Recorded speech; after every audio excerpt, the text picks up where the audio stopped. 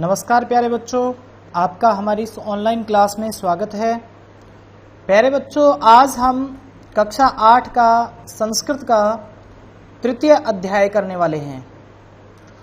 तो जैसे कि बच्चों आप इस वीडियो को देख रहे हैं, यह वीडियो आपको YouTube पर या किसी अन्य सोशल मीडिया प्लेटफॉर्म पर देखने को मिल रहा है।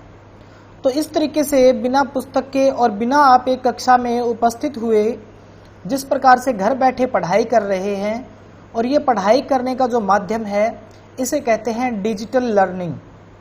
ये डिजिटल लर्निंग है, यानी डिजिटल तरीके से सीखना। तो प्यारे बच्चों, आज का जो हमारा पाठ है, आज का जो हमारा अध्याय है, वो अध्याय भी इसी डिजिटलाइजेशन से संबंधित है और जिसका शीर्षक है डिजी भारतम, यानी डिजिटल भारत। तो आज का जो हमारा अध्याय है इसका शीर्षक है डिजिटल भारत। प्रस्तुत पाठ डिजिटल इंडिया के मूल भाव को लेकर लिखा गया निबंधात्मक पाठ है। यानी ये पाठ जो है निबंधात्मक, निबंध की तरह से, निबंध के जैसा एक पाठ है। एक तो जैसे होता है काव्य, होता है कविता जिसमें श्लोक दोहे वगैरह होते हैं, और एक निबंध होता है जो एक कहानी की तरह, एक पैराग्राफ की तरह होता है। तो ये निबंधात्मक पाठ है, और यह पाठ जो है वो डिजिटल इंडिया को ध्यान में रख के जो है सिलेबस के अकॉर्डिंग तैयार किया गया है। तो डिजिटल इंडिया, जैसे कि माननीय प्रधानमंत्री श्री नरेंद्र जी मोदी ने डिजिटल इंडिया अभियान की शुरुआत की थी, उसी को बढ़ावा देने के लिए इस बात का, इस अध्याय को आपके पाठ्यक्रम में शामिल किया गया है। इसमें वैज्ञानिक प्रगति के उन आयामों को छुआ गया है जिनमें हम एक क्लिक द्वारा बहुत कुछ कर सकते हैं। इसमें उन वैज्ञानिक गतिविधियों का जिक्र किया गया पाठ में, जिसके द्वारा हम एक ही क्लिक पर कुछ भी, यानी बहुत कुछ हम जान सकते हैं। जैसे आप घर बैठे ये वीडियो क्लास देख रहे हैं, ये भी इसी डिजिटल भारत का एक हिस्सा है। आज इंटरनेट ने हमारे जीवन को कितना सरल बना दिया है। हम भौगोलिक दृष्टि से एक दूसरे के अत्यंत निकट आ गए हैं। भौगोलिक दृष्टि यानी ये मानिए कि हम जो है एक दूसरे से संपर्क कर सकते हैं।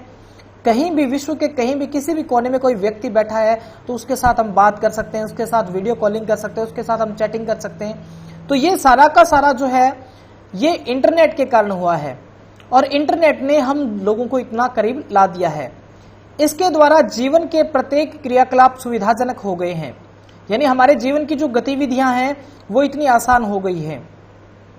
ऐसे ही भावों को यहाँ सरल संस्कृत में व्यक्त किया गया है, यानी इन्हीं भावों को कि हमारे जीवन में किस प्रकार से डिजिटल इंडिया का प्रभाव पड़ा है, या डिजिटलाइजेशन जो है उसका प्रभाव किस प्रकार से पड़ा है, इस बात को एक सरल संस्कृत भाषा में इस अध्याय के अंदर, इस पाठ के अंदर व्यक्त किया गया है।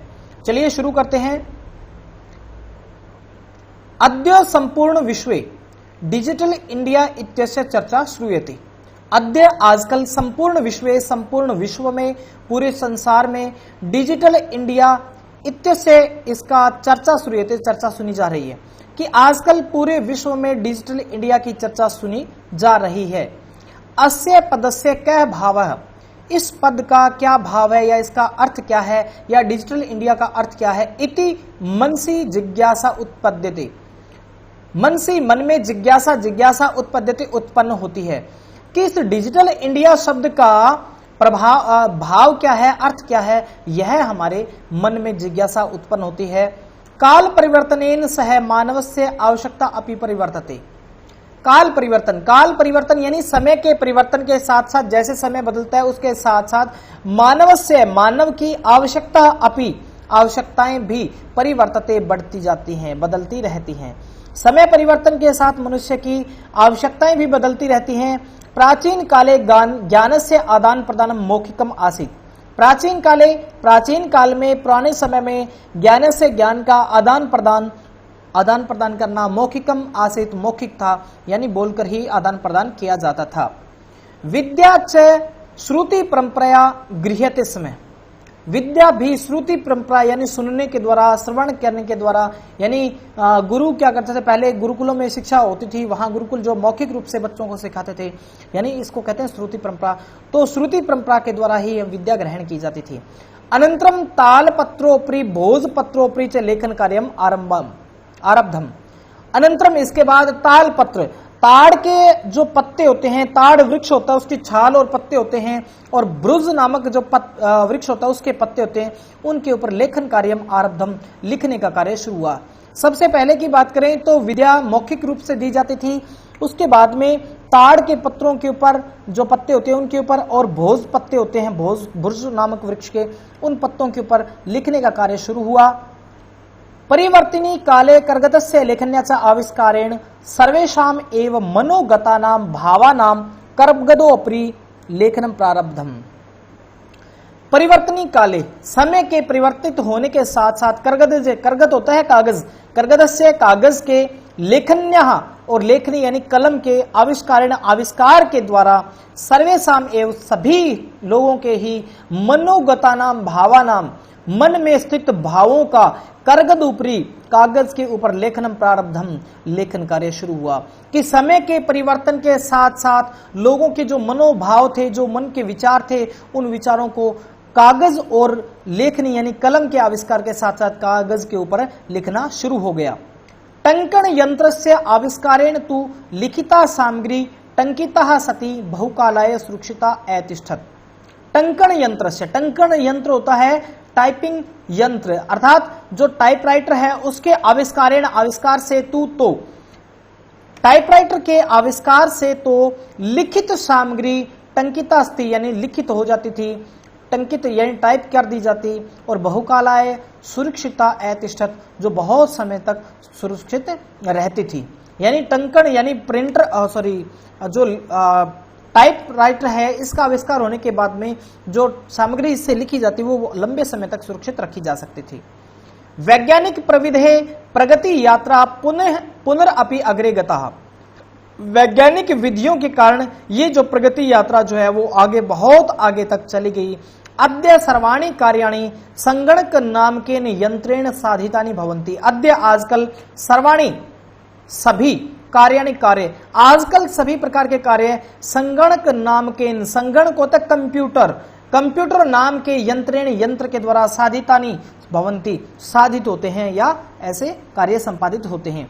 आजकल के सभी कार्य कंप्यूटर नामक यंत्र के माध्यम से साधित होते हैं या किए जाते हैं। समाचार पत्राणि पुस्तकानि च कंप्यूटर माध्यमेन पठ्यन्ते। आजकल कंप्यूटर पर हम समाचार पत्र पढ़ सकते हैं, पुस्तक पढ़ सकते हैं, अर्थात मोबाइल भी एक कंप्यूटर का ही एक भाग है। आजकल लॉकडाउन के समय में आप जो पढ़ाई कर रहे हैं घर पे बैठ के, वो एक मोबाइल के माध्यम से कर रहे हैं और मोबाइल एक कंप्यूटर का ही भाग है। तो इसके ऊपर आप समाचार पत्र पढ़ सकते हैं, पुस्तक पढ़ सकते हैं, ये सारी चीजें उपलब्ध हैं। और लिख्यन्ते च, और ये पुस्तकें वगैरह लिख भी हम सकते हैं, यानी कि इंटरनेट पर हम लिख भी सकते हैं इन कंप्यूटर के ऊपर। कर्गद उद्योगे वृक्षाणाम उपयोगेन वृक्षाः कर्त्यन्ते स्मः। कर्गद उद्योगे, कर्गद कागज उद्योगे, उद्योग में, कागज उद्योग में वृक्षाणाम वृक्षों की उपयोगेन उपयोग के लिए वृक्षाः कर्त्यन्ते स्मः वृक्ष काटने पड़ते। कि कागज उद्योग के लिए वृक्षों को काटना पड़ता था कागज के लिए। परंतु संगणकस्य अधिकाधिक प्रयोगेण वृक्षाणाम कर्तने न्यूनता भविष्यति इति विश्वास है। कि संगणक यानी कंप्यूटर का अधिक से अधिक प्रयोग करने से वृक्षों के कटने में न्यूनता भविष्यति होगी, यानी कमी आएगी, इति विश्वास है। यह हमारा विश्वास है, यह हमारा विश्वास है कि अगर कंप्यूटर का प्रयोग हम करेंगे तो उससे वृक्षों को काटने में जो है कमी आएगी, ऐसा हमारा विश्वास है। क्योंकि अगर आजकल देखें तो आप घर बैठे लोग जो है पीडीएफ फाइल के माध्यम से, वीडियो के माध्यम से पढ़ रहे हैं, और इससे क्या होगा कि आपकी जो पुस्तक छपाई है वो बचत हो रही है फिलहाल के लिए, कि आपके बिना कागज के भी, बिना पुस्तकों की छपाई के आप जो है वो पढ़ सकते हैं।